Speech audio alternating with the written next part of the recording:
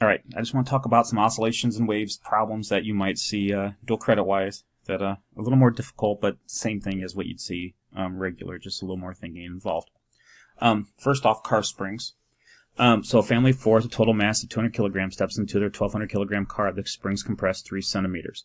What is the spring constant of the car's springs, assuming they act as a single spring? So we're taking all four and saying it's 1, okay, instead of trying to separate them. So when we look at this, the first step, what we want to do is we have to use Hooke's law.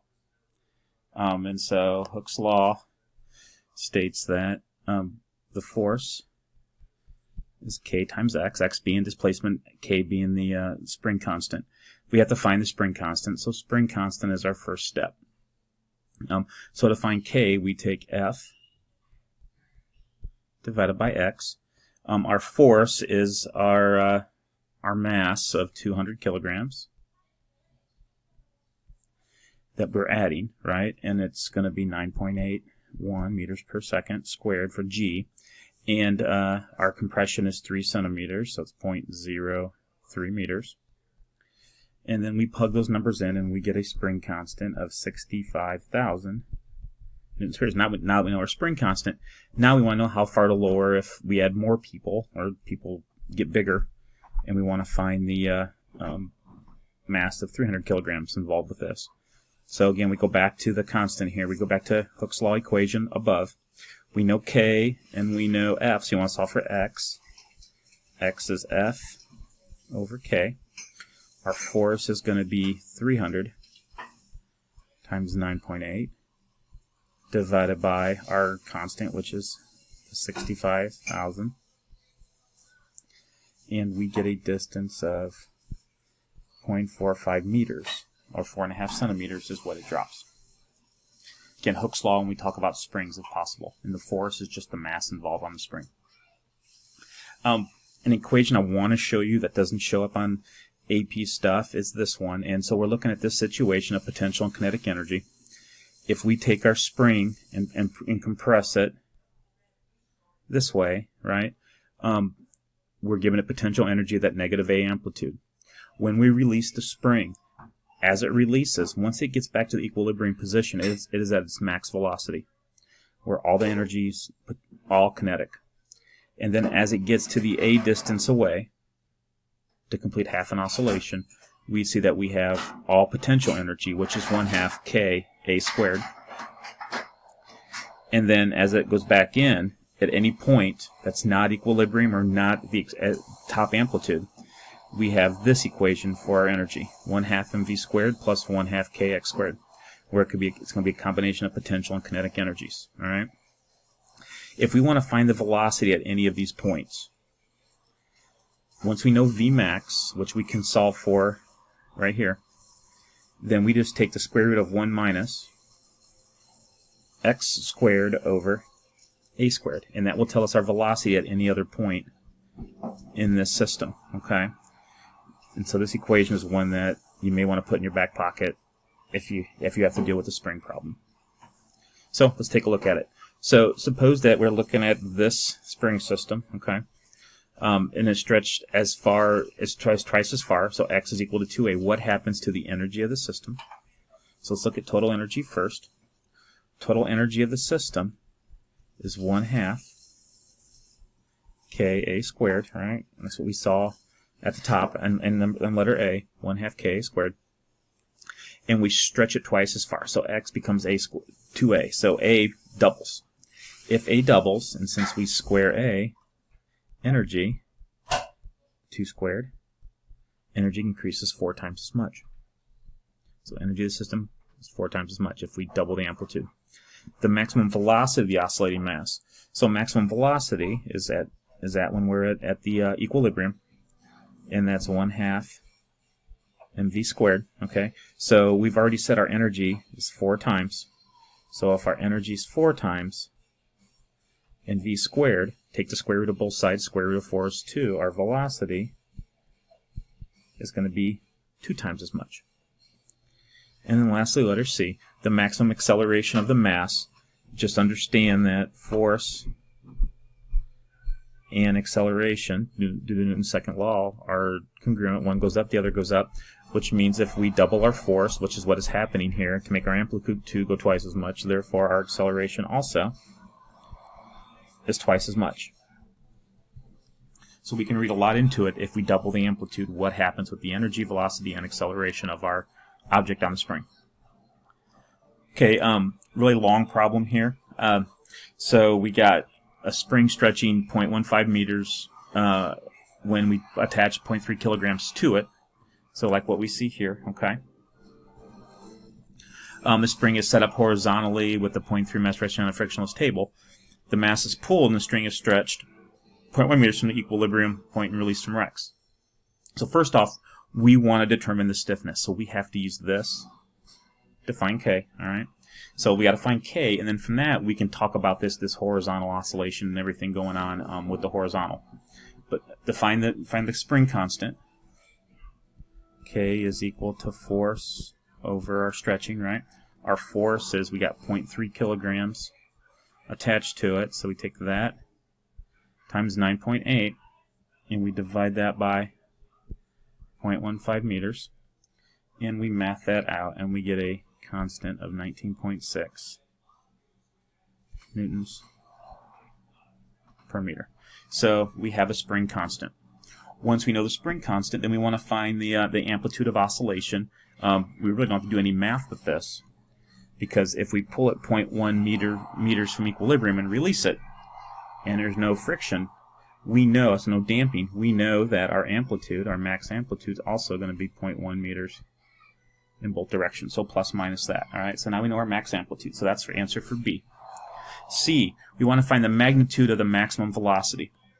So when we look at our system, all right, our maximum velocity in C is going to be equal to our maximum potential energy, because that's where kinetic energy is 100%. So I know that if I go 1/2 mv squared, that's when that's one of my equilibrium. So here, that's when we're here, right? 1/2 mv squared is equal to my max potential energy, which is right here. So I go 1/2 K A squared, and then I substitute in.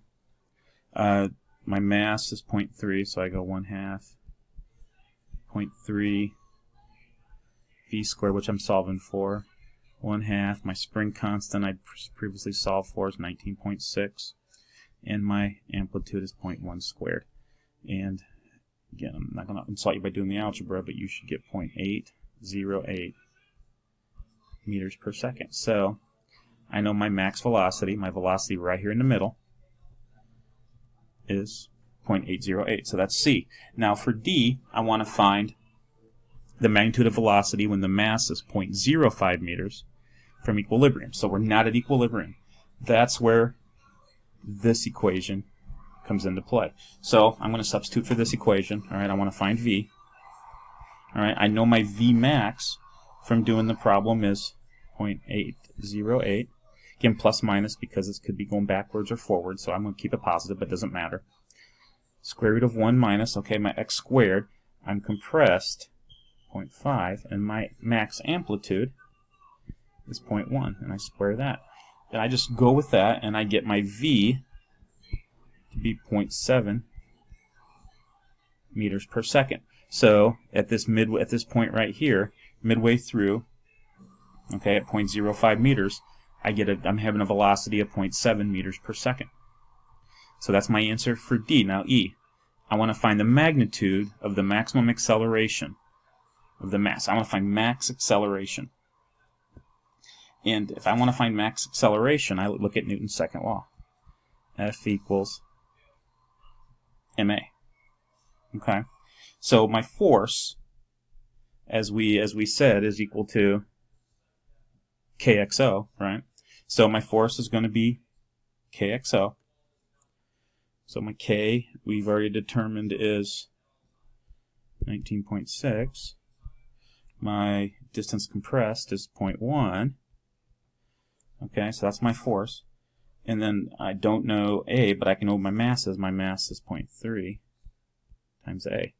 divide both sides by 0.3, and I get an acceleration of 6.53 meters per second squared. And that's our potential and kinetic energies here of our block system. Okay. So let's look at simple harmonic oscillator. All right. Again, similar to this. We want to find the total energy and the kinetic and potential energy at half amplitude. All right. So going back to this problem that we just did. Okay. We want to find the total energy. All right. So energy total is 1/2 Ka squared. All right, so I'm going to solve for that. 1/2. My K is that 19.6 that we previously solved for, and it's 0.1 squared. My total energy is 0.098 joules. So that's my total energy. Now I want to find kinetic and potential energies at half amplitude, where A is divided by 2. I know, all right, that I can find potential energy, because that's going to be 1/2 Kx squared. That's potential energy of a spring. 1/2. My K, 19.6. My half distance is 0.05 meters. And I get 0.025 joules. So my potential energy is 0.025 joules. To find my kinetic energy, I take energy total, right, is potential plus kinetic. I know total. I know potential. I just take total minus potential to get my kinetic, which is going to be 0.073 joules. And that's my kinetic energy at half amplitude. Oh, last one. Spider web. A spider mass 0.3 grams, weights in its web of negligible mass. A slight movement causes the web to vibrate with a frequency of about 15 hertz. We want to find the value of the spring constant for the web. At what frequency would you expect the web to vibrate if an insect of mass of 0.1 grams were trapped in addition to the spider? So first thing I want to do is find the spring constant, the stiffness constant of the web. Ooh. Ooh. Sorry. There we go. Let's go back. Alright.